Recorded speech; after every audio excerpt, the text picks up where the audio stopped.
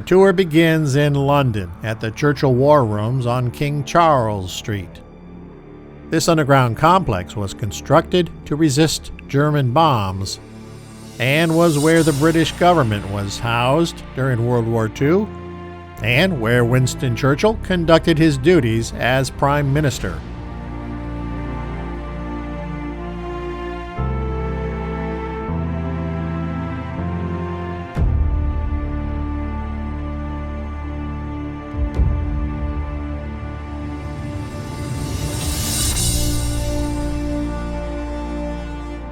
The London Imperial War Museum is a short ride south across the Thames River to Lambeth Road, with two large 15-inch naval guns protecting the museum's front entrance.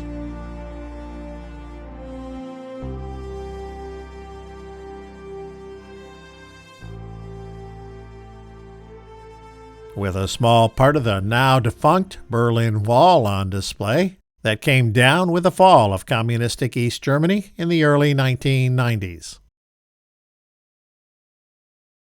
Inside, there is an amazing collection of military hardware, not all of which is British in origin.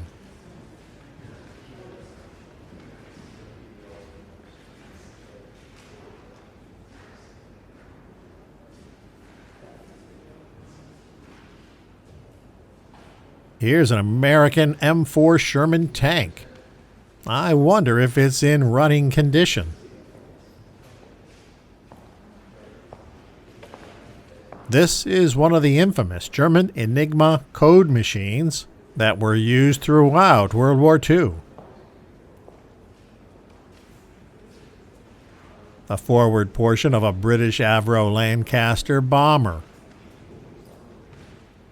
which proved itself a very successful aircraft for the RAF.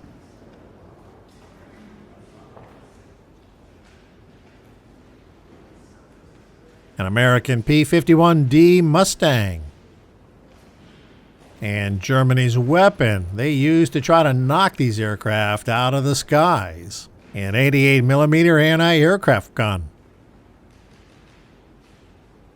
This was interesting. A German one-man submarine that could carry 2 torpedoes. Not one of Germany's better weapons. This one was found off the coast of Dover in 1941 with a dead pilot inside, apparently succumbed from carbon monoxide poisoning. A British Mark I tank from the World War I time era. It's inside.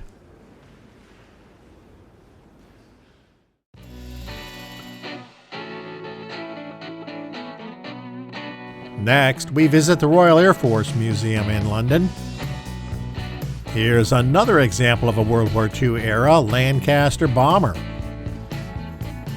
This one being fully intact. Here's the remains of a Halifax bomber, which spent 30 years on the bottom of a lake in Norway before being raised and salvaged in 1973. This is very much not a British aircraft.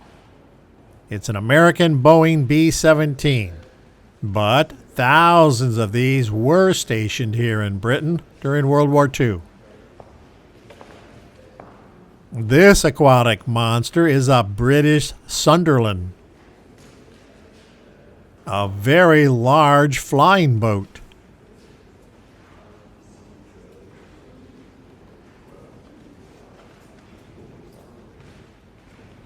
Here's a German Henkel HE-111 bomber. And anytime the Germans sent any HE-111s toward England, Fighter Command was there, watching and dispatching swarms of Spitfires and Hurricanes to shoot them from the skies. This is a World War I era Bentley BR-2 rotary engine, primarily used on the Sopwith Snipe. This is one of those engines that both the engine and propeller spun around as one piece. This part of the hangar is dedicated to World War I aircraft.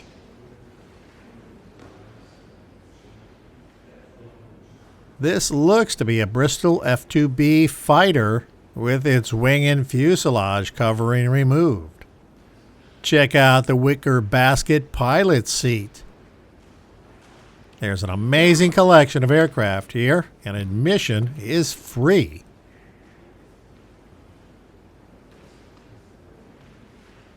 A Bristol Beaufort torpedo bomber.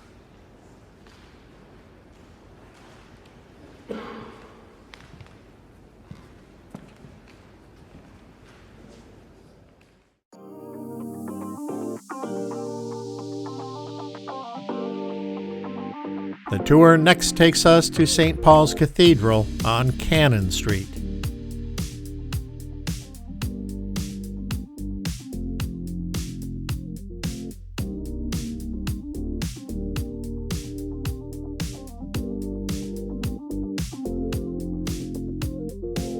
The tour bus departs London and drives south to Portsmouth on the English Channel. We stop at the South Sea Common on the English coast and take a look inside the D-Day Museum, outside of which there's a Churchill tank as well as an American Sherman tank.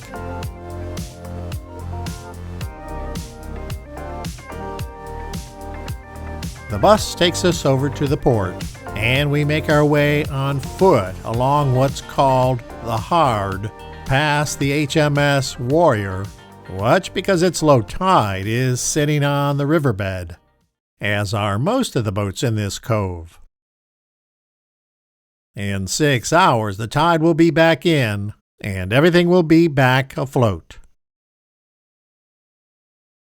Finally, we enter the Portsmouth Historical Shipyard, where we find one of Britain's grandest ships of old, the HMS Victory. Commissioned in 1778, the vessel is still on the Royal Navy's roster, making this the oldest commissioned vessel in the world. Still crewed, they keep this vessel in tip-top shape.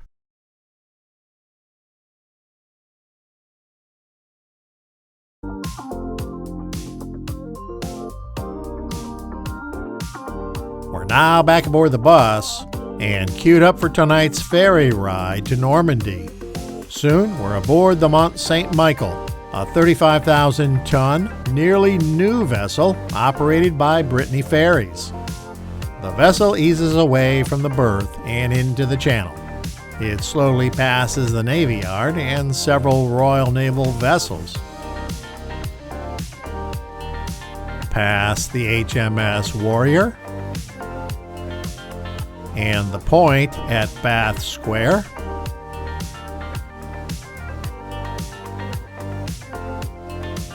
and finally past Round Tower as we move through the mouth of the harbor and out into the English Channel. The harbor pilot disembarks, and the captain throttles up, setting a course for Westerham on the coast of Normandy. During the 7-hour journey, darkness will fall, and we'll enjoy dinner aboard the ferry, and simply enjoy some time to relax and chat with other members of the tour.